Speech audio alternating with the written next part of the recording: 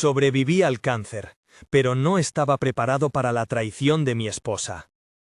Era una mañana que olía a café tibio y a lavavajillas recién apagado. La casa respiraba el silencio de siempre, persianas medio subidas, la radio en busca de una emisora que no llegaba a encajar, la colcha todavía sin arreglar sobre la cama. Me acerqué a la mesa de la cocina con la taza entre las manos, sin ganas de pensar, como quien repite un gesto para convencerse de que todo sigue en su sitio. Entonces el teléfono vibró sobre la madera y cambió el ritmo de la casa.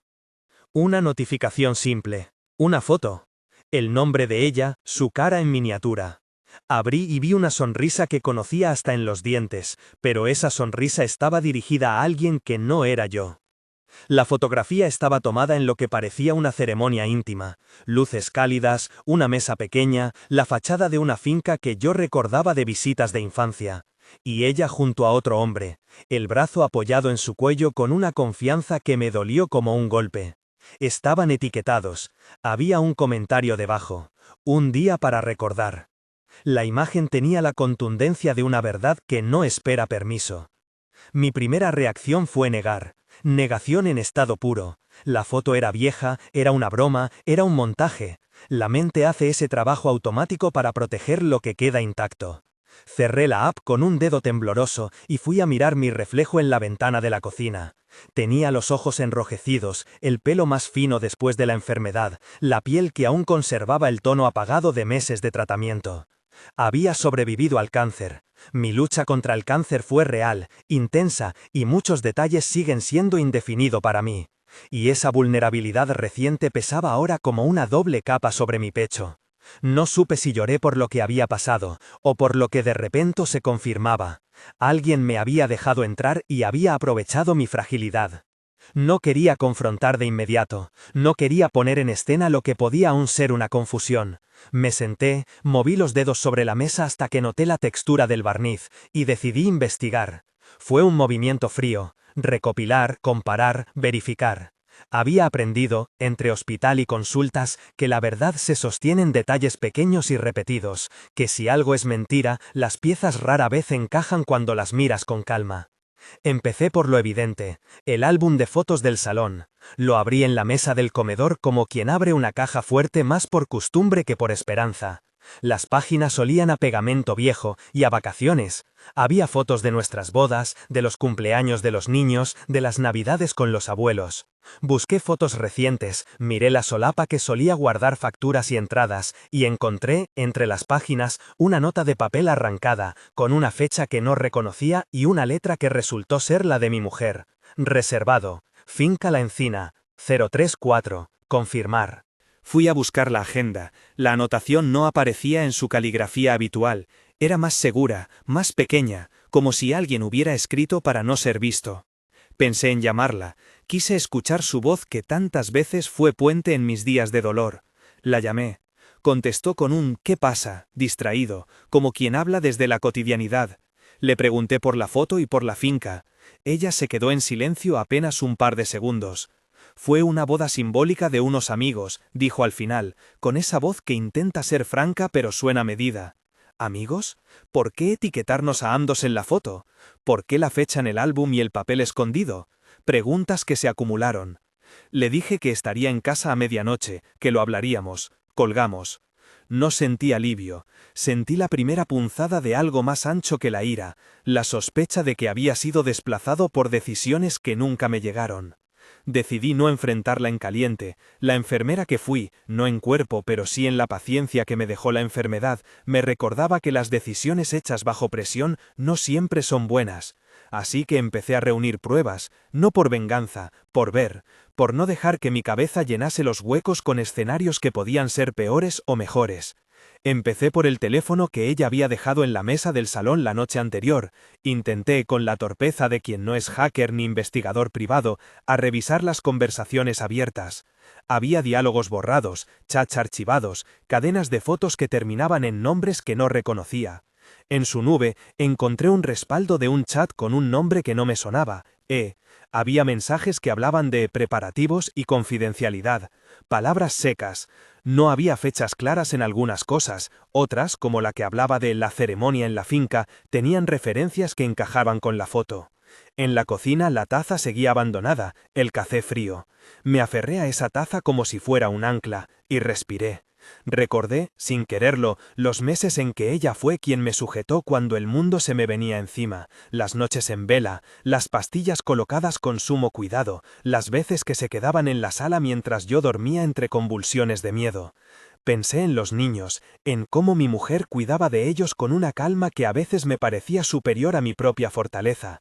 ¿Cómo me había llegado esto por debajo de la piel? ¿Dónde se había filtrado esa otra vida? Le escribí un mensaje corto, ni una contestación. La casa siguió con su respiración mecánica. Abrí el armario donde guardábamos facturas y papeles del banco por costumbre y empecé a sacar sobres. Entre recibos de luz y garantías de electrodomésticos apareció una factura de catering con el logo de la finca, un cargo con una fecha y un número vinculados a una cuenta que no era la nuestra. La factura estaba a nombre de señora G, un apellido que conocía, era el apellido de mi madre. Mi corazón dio un vuelco al pensar que mi madre estaba en alguna parte interpuesta en esto, porque con ella siempre había existido una tensión soterrada sobre lo que significaba mantener las apariencias dentro de la familia. Saqué el álbum otra vez, miré las fotos con detenimiento y noté un detalle que me pareció clave. En una de las páginas, justo detrás de nuestra foto de boda, había una pequeña nota pegada con la cinta que decía: Acta y testigos, por Confid, y una dirección que apuntaba a la finca. No era una nota suelta, parecía parte de una serie de papeles que alguien había querido mantener a mano. Empecé a juntar las pistas como quien arma un rompecabezas sin la caja. No era la contundencia de una prueba, pero era una constelación. Y cuando reúnes constelaciones, de pronto puedes leer figuras. Apenas 2 días después, decidí llamar a mi tío Miguel. Miguel es ese tipo de pariente que no se oculta detrás de la prudencia familiar. Su voz siempre me llega clara, sin filtros. Nos habíamos apoyado mutuamente desde que yo enfermara, llamadas largas sobre trivialidades que eran, en realidad, una forma de sostener la cordura. Le conté lo que había visto sin dramatizar, porque quería su lectura fría. Miguel escuchó, respiró y me pidió tiempo. Voy a hablar con alguien, me dijo sin explicar más. Me dio un número de teléfono que, según él, había oído en la bodega del barrio. Un gestor de confianza, llamado Esteban, que dijo, conocía los movimientos discretos de ciertas familias en el pueblo, incluidas reservas y arreglos en fincas antiguas. No me dio promesas, solo un nombre y la sensación de que alguien empezaba a tirar de un hilo. No me sorprendió, aunque dolió, que mi madre apareciera en medio del entramado. La familia había sido siempre un tejido de silencios y reconciliaciones a medias. Mi madre le daba un barniz de normalidad a ofensas que después pedían pago emocional. La idea de un acuerdo para proteger la reputación familiar, sellos y cláusulas de confidencialidad, no me resultaba ajena. En mi infancia había visto cómo ciertos asuntos se resolvían con un apretón de manos y una promesa de permanecer en cierto tono. Pero que eso incluyera a mi mujer y algo que la hacía reír junto a un hombre que no era yo, me parecía una traición que venía con papeles. Aquel mediodía llamé a una de mis amigas más cercanas, Ana. Había sido compañera de vida más allá de los años, una presencia femenina que no juzgaba y que había estado a mi lado en las noches más largas. Nos citamos en un bar del barrio, uno con mesas de madera y luz que no consiste en dejarte ver, sino en esconderte un poco. Le conté lo de la foto y le enseñé algunas imágenes en el teléfono. Ana me miró con una mezcla de ira y cuidado. No saltes todavía, me dijo, pero guarda todo. Y si hay facturas, anota todo, fechas, nombres, cantidades. Ella habló con una precisión casi profesional, no porque sea abogada, sino porque había aprendido a contener su rabia con procedimientos prácticos. Esa tarde, mientras las sombras se alargaban en la casa, apareció alguien que no esperaba. Javier. Lo conocía de vista, había trabajado con mi mujer en un proyecto hace años y por lo visto había quedado en un punto intermedio que lo dejó cerca de ciertas conversaciones. Me llamó por teléfono con voz baja y me dijo que había cosas que contaban en la finca, rumores que confluyeron con la imagen de la foto que yo había recibido. No es solo una pareja, Hay un acto, un acuerdo y gente que lo firmó, murmuró. Me dijo que podía aportar algunos nombres y que había una persona, Merced, que trabajaba allí y que quizá tenía acceso a documentos. Quedamos en que me daría una pista más a cambio de discreción. Nadie dijo que esto fuera fácil. Esa misma noche, al revisar armarios por tercera vez, di con una caja con papeles que mi madre solía guardar en su habitación cuando venía a visitarnos. La abrí con las manos que todavía recordaban quimioterapia, movimientos torpes que paradójicamente esta vez ayudaban a concentrarme. Entre recortes viejos y listas de contactos, encontré una carta en papel amanillo, doblada con cuidado y con la caligrafía de mi madre. Empecé a leerla en voz baja porque el acto de hablarla rompía la costura del silencio. No era una confesión explícita, pero había líneas que nombraban protección de la familia, acuerdos simbólicos y no involucrar a los niños. En una esquina, casi a modo de postdata, había una frase que me atravesó. Lo hacemos porque así evitamos escándalos mayores. Era una justificación escrita, una excusa que, no por formal, dejaba de ser traición. No voy a mentir, sentir que alguien que debió ser un muro protector estaba en la lista de quienes maquinaron un secreto fue un golpe que reabrió todas las costuras. Llamé a mi madre. Al principio negó conocer la carta, luego dijo que la había escrito en un momento de cansancio y que las palabras habían sido mal interpretadas. Habló de preservar la estabilidad de la familia, de evitar que los niños, sobre todo, sufrieran algo que no podían entender. Escuché, y aunque quería gritar, mantuve una calma que no era neutral, era calculada. Le dije que necesitaba ver todo lo que guardara y que no quería más medias verdades.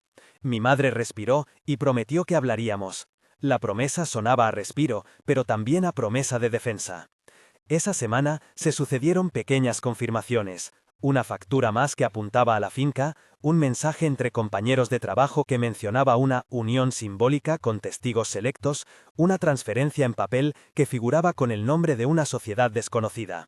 Cada hallazgo no era por sí solo una explicación, pero acumulados empezaban a dibujar la misma historia, que había algo pactado detrás de la fachada de la vida doméstica. Que mi mujer, quizá empujada, quizá cómplice, había participado de un arreglo que me colocaba en el lado equivocado de la escena. En medio de todo eso, yo seguía siendo, en el fondo, un hombre que había aprendido la fragilidad desde dentro. La enfermedad me había enseñado a mirar los hechos con una paciencia calculada, a no precipitar juicios, a desconfiar de la teatralidad del rencor. Pero había otra lección que la enfermedad no me había dado: cómo reaccionar cuando la traición no es solo de una persona, sino, aparentemente, de un sistema familiar diseñado para proteger ciertas imágenes. Era distinto, y me obligaba a pensar más allá del golpe inmediato. Estaba la reputación, sí, pero sobre todo estaban los niños y mi propia dignidad. Decidí que era hora de moverse con más claridad. Hice una lista mental de nombres: el gestor Esteban, el notario de la zona que mi tío mencionó de pasada, la encargada de la finca, Merced, y un correo que había visto en una factura. Empecé a redactar preguntas como quien prepara una operación. Nada violento, nada ilegal, solo preguntas que quería respuestas. ¿Qué tipo de acto habían celebrado? ¿Quién firmó? ¿Existía un documento que acreditara la confidencialidad? ¿Había cláusulas que afectaban a los niños? Sería mi pulso, y no el rumor, lo que marcaría la forma de seguir.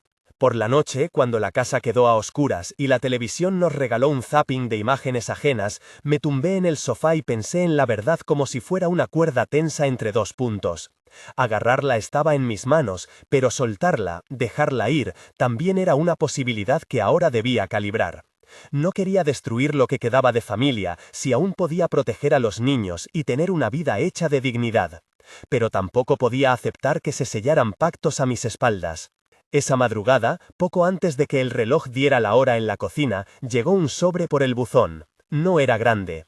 Tenía el sello de un despacho notarial de un pueblo cercano y una nota anónima doblada en su interior.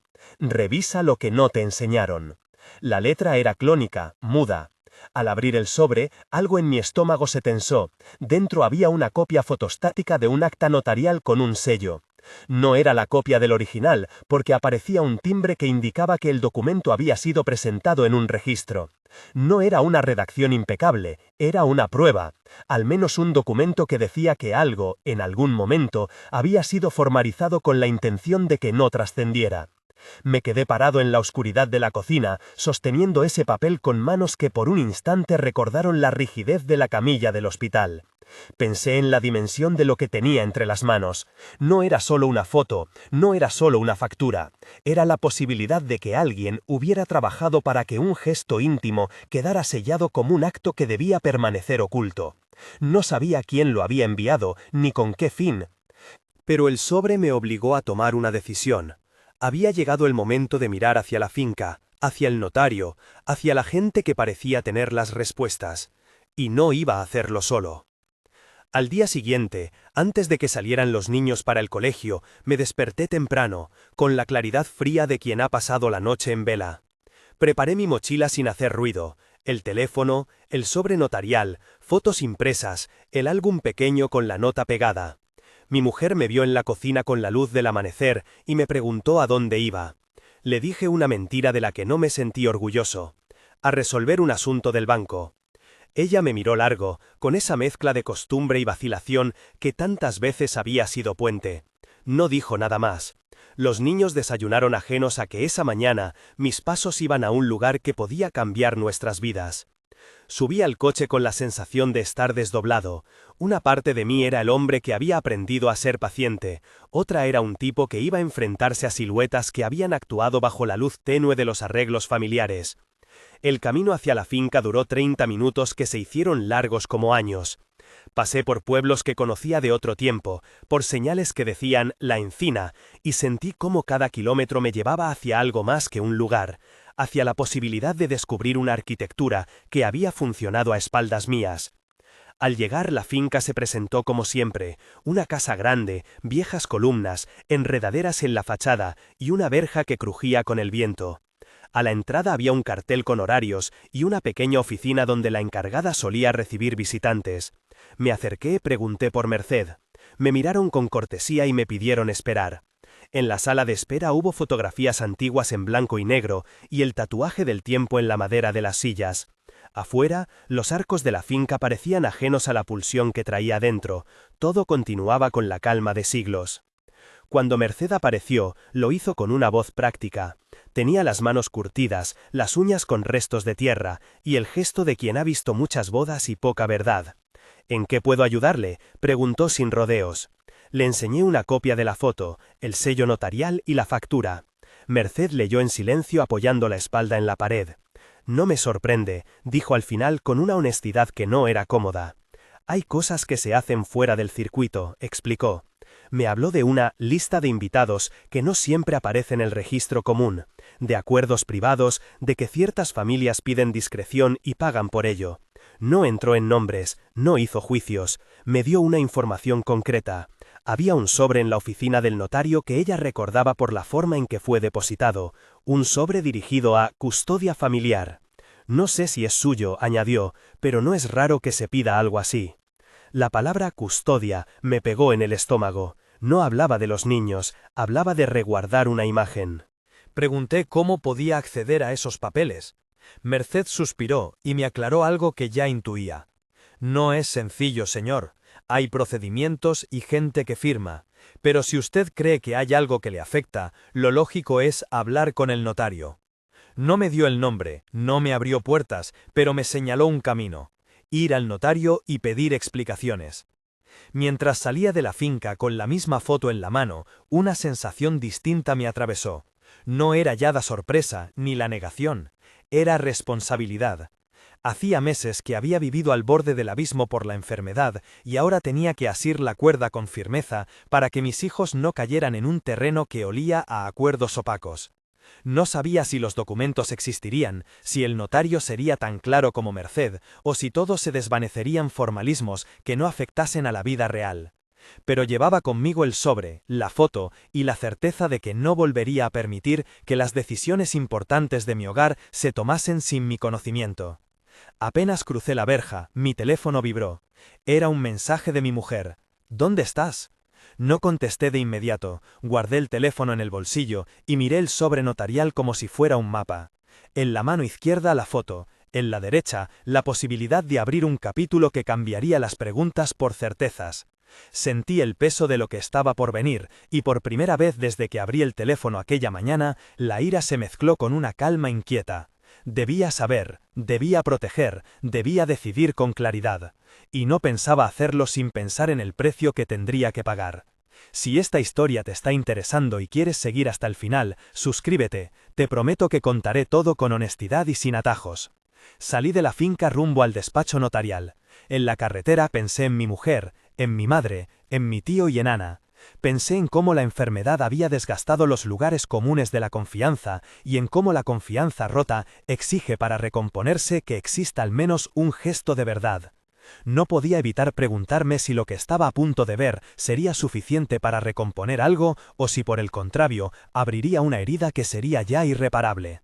Llegué al pueblo, aparqué frente a una fachada discreta con el nombre del notario dorado en la puerta. Empujé el dintel. La oficina olía a papel viejo y a pegamento de sellos.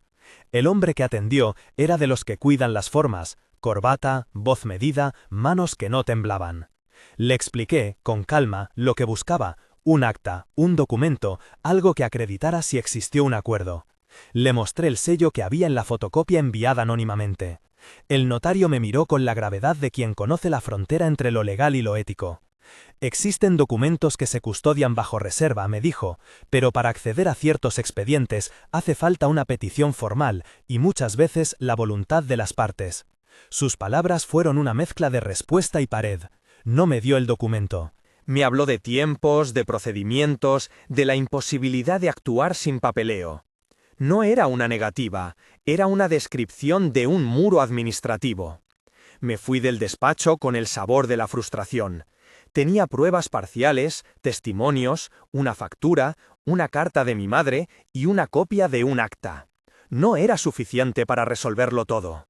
Aún así, la imagen de mi mujer con otro, la sonrisa, la confianza, se me clavaba cada vez con más fuerza.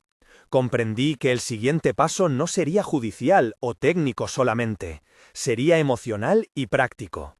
Proteger a los niños, reunir documentos oficiales, hablar con la gente que había estado cerca de esa ceremonia y, sobre todo, decidir cómo decir la verdad en mi casa sin destruir lo que debía cuidarse.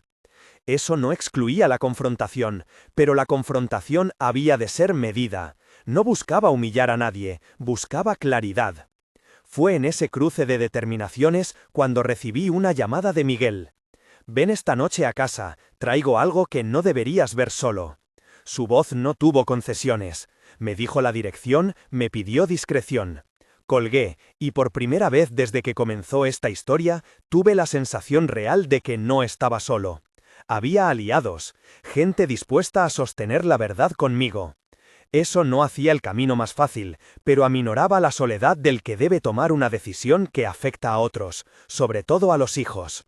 La noche cayó con una sensación de expectación. Preparé la documentación que ya tenía, envolví la fotocopia del acta en un sobre y me encaminé a casa de mi tío. La casa de Miguel olía a sopa, a madera y a una radiosidad de hogar que siempre me pareció un refugio. Me abrió la puerta, nos sentamos en su cocina y sin preámbulos me dijo que había hablado con alguien del pueblo. Esteban, el gestor, le había confirmado que en la finca se habían firmado acuerdos de confidencialidad vinculados a una unión simbólica y que había, según su fuente, un sobre notarial depositado a nombre de la custodia familiar. Lo que Miguel no tenía era el nombre del firmante principal, ni la voluntad de mi madre de contar todo. «Eso tendrás que sacarlo tú», me dijo, con calma, con pruebas y pensando en los niños. Salí de la casa de mi tío con el cansancio de quien sabe que va a entrar en un terreno donde no hay vuelta atrás. Aún así, había una decisión clara. Tenía que hablar con mi esposa con las pruebas en la mano, no para montarle una escena, sino para exigir la verdad. Quería proteger a mis hijos, y me parecía que la única manera era abrir las cortinas y dejar que entrara la luz, por dolorosa que fuera. Mientras conducía de vuelta a casa, la ciudad parecía observadora, indiferente. La vida seguía con su movimiento habitual, gente que iba a trabajar, escaparates encendidos, nadie presintiendo que en una casa un hombre intentaba recomponer lo que había sido desdibujado. Entré en el portal, subí las escaleras, abrí la puerta. La casa estaba en silencio. Puse el sobre la mesa del salón y me senté. Esperé. La espera fue larga. No sabía si ella vendría a hablar con sinceridad o a maquillar la verdad. Lo que sí sabía era que esa conversación no sería final, era un paso más hacia algo que aún no tenía forma definida. Me preparé para lo que viniera, con la dosis de paciencia aprendida en el hospital y con la ira contenida que ahora servía para mantener la brújula en su sitio. La puerta se abrió detrás de mí. Ella entró, llevaba una chaqueta ligera y el pelo recogido. Me miró y en sus ojos detecté algo que nunca había querido ver: la culpa. No habló de inmediato. Se limitó a apoyar la bolsa en la cocina, a dejar que el sonido del cierre resonara como una confirmación de que ya no había marcha atrás. Entonces, con voz que intentaba ser firme pero que temblaba, me preguntó si había pasado algo en la finca. Le puse el sobre encima de la mesa y empujé hacia ella la fotocopia del acta. Ella lo leyó en silencio, sus dedos ligeramente temblorosos. Miró mi cara y pronunció una palabra que fue, a la vez, defensa y rendición. No, no quería que esto saliera así. No supe si fue sinceridad o estrategia. Me limité a preguntar, ¿qué fue lo que firmaste? Ella comenzó a hablar, a explicar que había sido una idea para proteger la familia, que había participado en algo simbólico, que no pensó que me dolería tanto. Sus palabras se enredaban entre justificaciones y verdaderos arrepentimientos. No iba a negarlo, había culpabilidad en su voz, pero también había una red de decisiones familiares que, según su relato, habían empujado el acto. La conversación siguió madrugada adentro. Hubo lágrimas, hubo silencios, hubo preguntas que no hallaban respuesta. Hablamos de los niños, de la necesidad de protegerlos, de cómo esta verdad podría trastornar su mundo. Ella prometió que me contaría todo, que no había querido dejarme fuera, que había sido un error. ¿Su confesión era total? No. Había nombres que no pronunciaba, cláusulas que evitaba detallar. Pero al final, cuando el sol empezó a asomar, quedamos en algo. Debía haber más documentos, más personas implicadas, y yo debía decidir si lo que quería era encubrir o esclarecer. Y en ese momento, entre el cansancio y el deseo de proteger a los niños, supe que no podía mirar para otro lado. Aún no sabía cómo terminaría todo esto. Sabía quién era yo, un hombre que había sobrevivido a una enfermedad que le había demostrado cuán frágil era la vida, y que por eso ahora quería vivir de otra manera, con verdad, con dignidad. Sabía también que la traición no era simplemente el abrazo de otra persona en una foto, era un entramado que afectaba a mi familia, a su reputación y al futuro de mis hijos. Tenía que actuar con calma y decisión, y me comprometí a no permitir que se tomaran decisiones sobre mis seres queridos sin mi presencia. Salí de casa con una sensación rara, no de triunfo, no de derrota, sino de una tensión que pedía ser resuelta con tiempo y con aliados cercanos. Tenía pruebas suficientes para seguir, pero no para cerrar el capítulo. Iba a necesitar más: el original del acta, la voluntad de testigos, la transparencia de mi madre y la verdad completa de mi esposa. Y sabía que todo eso podía romper algo irremediablemente, pero también podía abrir la puerta a una forma de vida más honesta. Esa primera madrugada, al tumbarme, pensé en el proceso de sanación. Había sobrevivido al cáncer, indefinido en muchos detalles, y ahora la vida me pedía otra clase de cura: curar la confianza, remendar las heridas, construir, si era posible, una casa que volviera a ser refugio. Cerré los ojos con la determinación de que, aunque doliera, no dejaría que el silencio y los acuerdos secretos decidieran por mí ni por mis hijos. Tenía pruebas, tenía aliados y tenía la decisión. Lo demás, lo legal, lo público, lo íntimo, tendría que llegar en su momento. Amanecía cuando me quedé dormido por fin, con la sensación de que lo peor no era la foto, sino la larga fila de secretos que aún no había abierto. Y en algún lugar de aquella fila había un sobre con un sello que podía cambiarlo todo. Abrí el sobre con las manos que aprendieron a temblar y a sostener al mismo tiempo. Eran las mismas manos que, meses atrás, sujetaban bolsas de suero y que ahora sujetaban papeles que podían desarmar una vida. Dentro había el original: un acta con sello húmedo, firmas y una cláusula que no esperaba leer en un documento dirigido a custodia familiar. Una redacción que hablaba de una unión simbólica y de la obligación de mantener en reserva todo lo que pudiera afectar a la reputación de las partes y de la familia, con la firma de una señora G y la rúbrica de un gestor cuyo apellido reconocí al instante porque Miguel me lo había mencionado, Esteban. Había además una anotación marginal con los nombres abreviados de 2 testigos y la fecha que encajaba con la factura y la nota que había encontrado en el álbum. No era una invención, la letra era firme, el sello era el del despacho del notario, y la presencia de una cláusula de confidencialidad en un documento así decía mucho más que una ceremonia íntima. Decía planificación, intención y miedo. Me quedé sentado en la cocina un tiempo que no me di, el reloj dio vueltas que yo no sentí. Respiré hondo y por primera vez desde la mañana en que vi la foto, sentí cómo la indignación se amalgamaba con la claridad de un propósito. Había llegado hasta allí. Ahora tocaba actuar con cabeza para que lo que siguiera no destrozara lo esencial. No volví a casa aquella noche, me fui a casa de Miguel, y al entrar a su cocina, la luz me pareció más soportable que la del salón propio. Le mostré el acta, y su cara fue una mezcla de cansancio y una especie de alivio contenido. Lo sospechaba, dijo con voz grave, pero no creí que la red fuera tan tupida. Miguel había escuchado historias en el pueblo, había tomado café con gente que comentaba a media voz, pero no era letra impresa lo que le permitió traspasar la incredulidad. Era ver el papel con mi nombre, mi familia, y ese verbo que dolía, proteger. Le pedí que llamara a Esteban. Fue una decisión tensa, sabía que hacer un movimiento alardeante podía alertar a otros y provocar reacciones que prefería evitar. Miguel insistió en discreción. «Tenemos que saber hasta dónde llega esto», dijo. Esteban contestó al tercer tono. Su voz era profesional, templada. Dijo que podía ayudar a esclarecer asuntos de reservas y contratos menores, pero que la confidencialidad era habitual en ciertos encargos. No fue una negación, no fue una confesión, fue una estrategia de evasión que, sin embargo, me ofreció un hilo. Esteban aceptó, a petición indirecta de Miguel, reunirse con nosotros y ser franco, si la conversación se mantenía dentro de los cauces del respeto. Al día siguiente, con el acta en mi carpeta, me presenté en la oficina de Esteban. Era un despacho anodino, con plantas y diplomas enmarcados que parecían decir, aquí todo se hace según la letra. Cuando le mostré la fotocopia del acta, su expresión se volvió más circunspecta. Hay servicios que se piden precisamente para proteger a la gente que teme el escándalo, dijo. Le pedí nombres, cifras, razones. Respondió que muchas veces los encargos venían por mediación de familias y que no era infrecuente que alguien pidiera un documento para dejar constancia de un acuerdo simbólico y de confidencialidad. A preguntarle por la participación de mi madre se quedó unos segundos en silencio.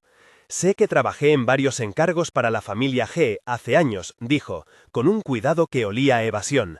Pero los detalles los firma quien lo encarga. No me dio nombres explícitos, pero su respiración evitó la negación total. No quise forzar más la reunión en ese momento. Le dije que no buscaba venganza pública, sino claridad y la seguridad de que nada de aquello pusiera en riesgo a los niños. Esteban, con ese aire de quien ha conocido mucho rumor y poca moral, me sugirió prudencia y me recordó que algunos asuntos, afortunadamente, se resolvían sin necesidad de convertir la casa en un ring. Fue su forma de advertirme que me moviera con cautela. Salí con la sensación de que mucha gente había hecho lo mismo: pedir servicios, pagar por discreción, mantener una fachada. Era el modo en que las pequeñas comunidades intentan no resquebrajarse, con acuerdos y a veces con mentiras que se rubrican. Mientras tanto, Ana, Raquel y Sofía se convirtieron en mi soporte operativo y emocional. No eran expertos, pero tenían los recursos de quien sabe escuchar y, sobre todo, de quien sabe cómo proteger a quienes dependen de ti. Ana se ofreció a quedarse con los niños una tarde para que yo pudiera recabar más papeles sin que la casa se convirtiera en una mala escena. Raquel se encargó de revisar correos electrónicos antiguos y de buscar transferencias bancarias que pudieran dar pistas sobre pagos relacionados con la finca. No entró en cuentas privadas ni hizo nada ilegal, simplemente presentó anotaciones de recibos que se cruzaban con facturas que yo ya tenía. Sofía, por su parte, habló con Merced en la finca. Lo hizo con la delicadeza de quien sabe que la gente trabaja por necesidad y que las verdades se obtienen con empatía más que con amenazas. Las amigas vinieron con cafés y con listas, y esas listas fueron, poco a poco, una arquitectura que me permitió sostener decisiones. Hubo una conversación con Merced que recuerdo por la sencillez de las palabras. «A veces lo piden así», me dijo ella en la tasca de la entrada de la finca, con los ojos que no miraban al gesto de condenar sino a la realidad de las costumbres. «Gente que viene y paga para que no se sepa. Yo organizo bodas, pero la intención de la gente no la juzgo. Yo solo cumplía órdenes». Me contó que el sobre al que hacía referencia había llegado al notario con indicaciones de custodiarlo, y que la ceremonia, si bien no estaba inscrita como matrimonio legal, sí se había hecho como una forma de simbolizar un compromiso. Dijo que había testigos, gente vestida de etiqueta, y que en la finca había una lista para que solo la vieran quienes importaban. Merced no sabía los nombres completos de quienes hicieron las gestiones, pero sí que a veces la familia pedía discreción por los niños y por la reputación. Todo apuntaba a que había una voluntad colectiva por encubrir algo bajo una capa de protección familiar, y cuando esa capa la firmaba tu propia madre y tu propia mujer, el golpe era doble. Llegó entonces el momento más difícil, la reunión en la que solicité verdad sin buscar humillación pública. Senté a mi mujer, a mi madre y a Miguel en la mesa del comedor. Puse delante la carpeta con las copias y para evitar un monólogo que desgastara a los más frágiles, les pedí que hablaran con claridad. Empecé leyendo en voz alta las partes que me parecieron más relevantes, la existencia de la cláusula de confidencialidad, la mención a custodia familiar y la firma que llevaba las iniciales que yo reconocía. Mi voz no tembló tanto como esperé, en cambio mis manos sí.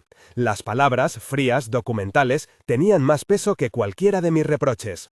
Mi madre fue la primera en responder. Sus ojos tenían la profundidad de alguien que siempre ha vivido con la sensación de que la imagen vale más que la verdad. «Lo hizo para protegeros», dijo sin vacilar al principio, luego la voz se quebró. «Pensé que así evitaríamos un escándalo que os podía destrozar». Intentó explicar que en su generación se curaban heridas con pactos silenciosos, con acuerdos que hoy podían parecer indignos, pero que según ella fueron pensados para contener el dolor. «Tenía miedo por los niños», añadió. Escuché y no dejé de escuchar. La explicación no era excusa, pero ofrecía contexto. Hubo culpa en su tono, y hubo también la frase de «la costumbre». Lo hice por amor. Ese por amor pesaba tanto como el papel que tenía delante. Mi mujer se llevó las manos al rostro y cuando empezó a hablar lo hizo con una mezcla de arrepentimiento y justificante. No negó todo.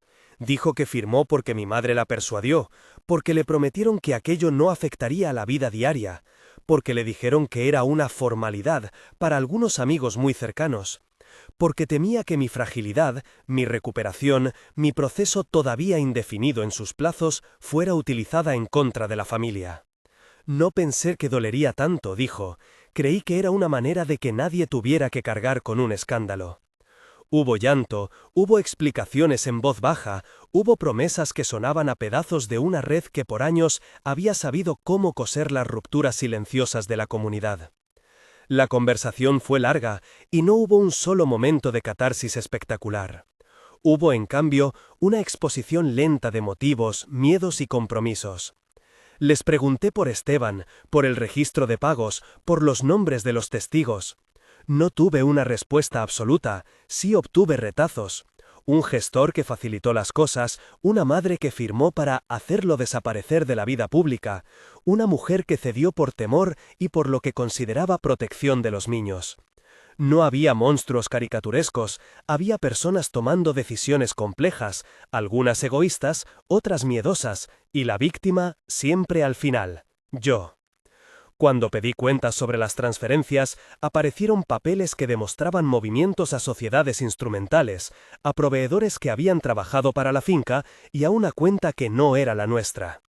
Eran cifras que no voy a reproducir aquí porque la intención no es hacer una lista pública de vergüenzas, sino explicar cómo se sostiene la historia. Dinero que pagó discreción, servicios que silenciaron la verdad. Mi cabeza concebía ya la trama completa, la foto, el acta, las facturas, la carta de mi madre, el gestor. Era una madeja que se tejía para formar una pantalla. Tomé una decisión en ese instante. No porque me sintiera magnánimo, sino porque pensé en mis hijos. Esto no debía convertirse en una batalla pública.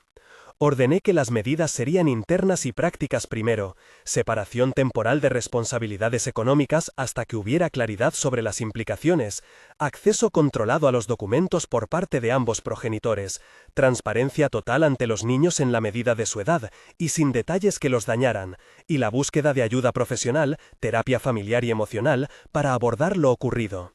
No di instrucciones legales concretas, dije que consultaría con asesoramiento apropiado y que no tomaría decisiones precipitadas. Mi madre lloró, mi mujer se derrumbó, hubo silencio.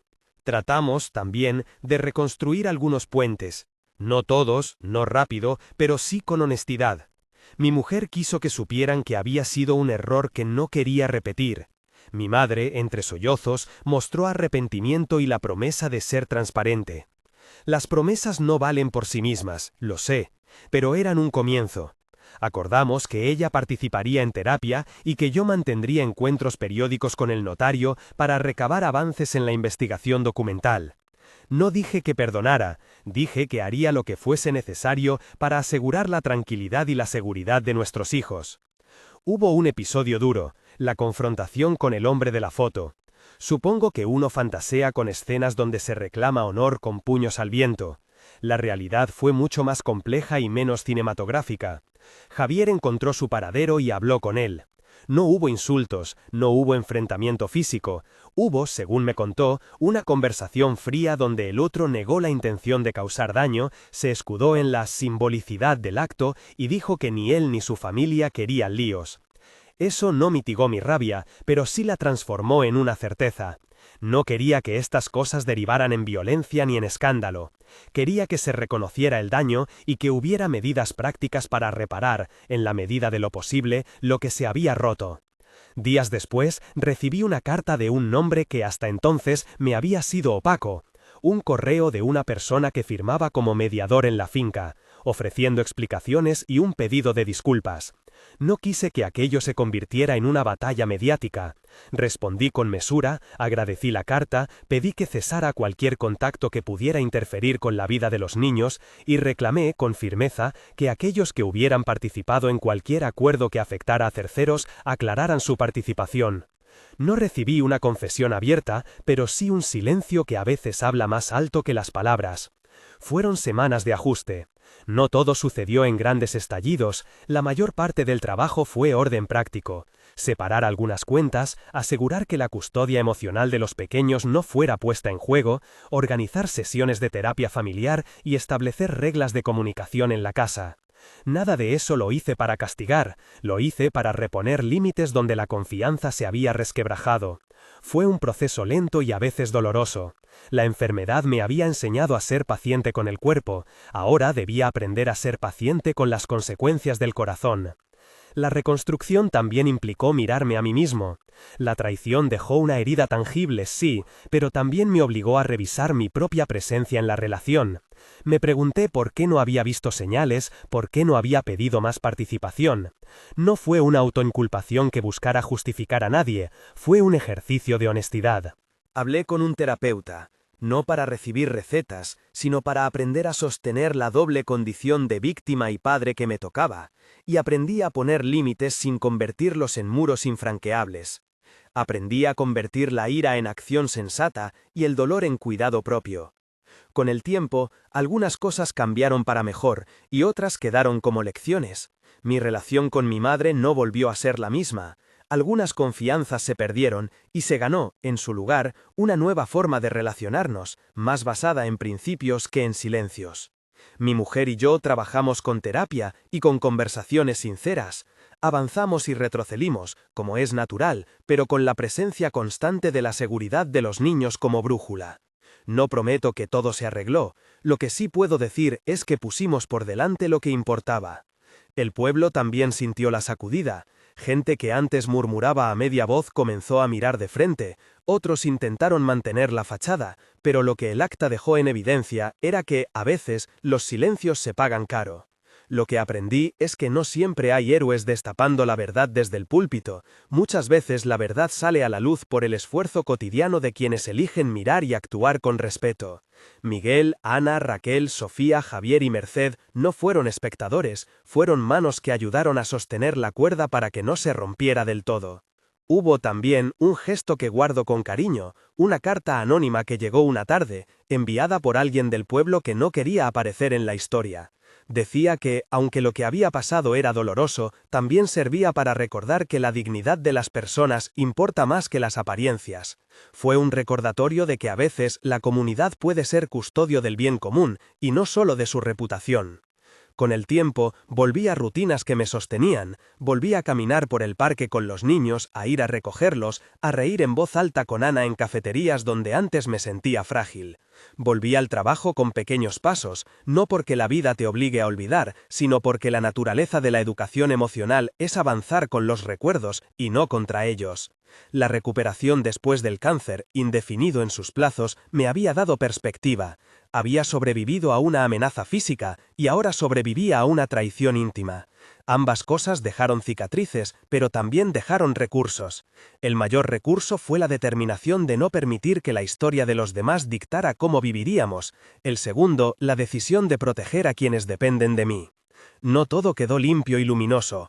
Hubo noches en las que la ira volvía, en las que la imagen de la foto se colaba en pensamientos imprudentes. Hubo tardes en las que al abrir el álbum, la repetida presencia de la nota me recordaba la fragilidad de la confianza. Pero también se impusieron momentos de ternura que valían más que cualquier venganza. Abrazos largos de mis hijos cuando me contaban cosas pequeñas del colegio. La complicidad de una conversación franca con mi mujer sobre tareas domésticas y responsabilidades. La presencia serena de Miguel en las llamadas de madrugada donde solo necesitaba decir «estoy bien». Esos momentos me confirmaron una idea simple: la dignidad no se restaura con humillación ajena, se reconstruye con fe en lo que somos capaces de hacer bien. Con el paso de los meses, el caso no devino en espectáculo público. No exhibí documentos por morbo ni utilicé la historia para arrasar reputaciones. Eso no significa que nadie escapara a consecuencias. Hubo distancias tomadas, hubo relaciones que se rompieron, pero también hubo conversaciones que llevaron a acuerdos prácticos para que la gestión de bienes y responsabilidades se hiciera con transparencia. No voy a prometer que la vía fue fácil, ni que la justicia se manifestó en grandes fallos. Solo digo que, con paciencia y con aliados, logré crear un perímetro de protección para los niños y recuperar una forma de vivir que merecía la palabra dignidad. La última escena que guardo antes de cerrar este capítulo de mi vida es sencillo y nuevo. Una tarde de domingo, mi mujer cocinando en silencio a mi lado, los niños jugando en el salón con una construcción de cartón que romper sin querer y volver a armar, Miguel llamando desde la calle para contarnos una anécdota ridícula del barrio, y yo sentado en la ventana con una taza de té que ya no me sabe amarga. No he olvidado ni perdonado automáticamente, pero he aprendido a vivir con la verdad. La traición existió, me marcó, me obligó a tomar decisiones duras y prudentes, pero también me enseñó que la vida puede renovarse desde acciones concretas, proteger a los hijos, ordenar la economía afectiva y material, exigir transparencia y aceptar que la dignidad personal es un bien inalienable. Si ha quedado algo claro en todo esto, es que sobrevivir al cáncer, indefinido en detalles clínicos, es distinto a levantarse tras una traición. El cuerpo cicatriza de forma tangible, las relaciones necesitan tiempo, trabajo y límites que sean respetados. Ambos procesos, sin embargo, exigieron de mí lo mismo: valentía para mirar de frente, paciencia para gestionar el dolor y la determinación de no convertir la desesperación en una cadena que encadene también a los más pequeños. No soy un héroe, nunca lo fui, soy un hombre que fue puesto a prueba por una enfermedad y luego por una deslealtad íntima. He cometido errores, habré dejado pasar señales por mi propia fragilidad, pero también he tomado decisiones pensando en el futuro de mis hijos y en la posibilidad de vivir con honestidad. En este camino aprendí a pedir ayuda, a aceptar que la comunidad puede ser sostén y a entender que, aunque el orgullo queme, la protección de los pequeños no permite improvisaciones. Si ha quedado algo claro en todo esto, es que sobrevivir al cáncer, indefinido en detalles clínicos, es distinto a levantarse tras una traición. El cuerpo cicatriza de forma tangible, las relaciones necesitan tiempo, trabajo y límites que sean respetados. Ambos procesos, sin embargo, exigieron de mí lo mismo: valentía para mirar de frente, paciencia para gestionar el dolor y la determinación de no convertir la desesperación en una cadena que encadene también a los más pequeños. No soy un héroe, nunca lo fui. Soy un hombre que fue puesto a prueba por una enfermedad y luego por una deslealtad íntima. He cometido errores, habré dejado pasar señales por mi propia fragilidad, pero también he tomado decisiones pensando en el futuro de mis hijos y en la posibilidad de vivir con honestidad. En este camino aprendí a pedir ayuda, a aceptar que la comunidad puede ser sostén y a entender que, aunque el orgullo queme, la protección de los pequeños no permita improvisaciones. Si esta historia te ha llegado, si conoces a alguien en una situación similar, te pido una cosa simple. Sé prudente, busca apoyo, y sobre todo, protege a los que dependen de ti. No permitas que la fachada de otros determine la dignidad de tu hogar. Y si necesitas contarlo, hazlo con cuidado y sostén. No tengo la receta perfecta, solo la experiencia de alguien que aprendió que la verdad es más liviana cuando se carga acompañado. Si esta historia te ha acompañado hasta aquí, y crees que puede ayudar a alguien, comparte. Y si quieres seguir escuchando historias con honestidad, puedes suscribirte. Prometo seguir contando con la misma franqueza y respeto. Gracias por acompañarme.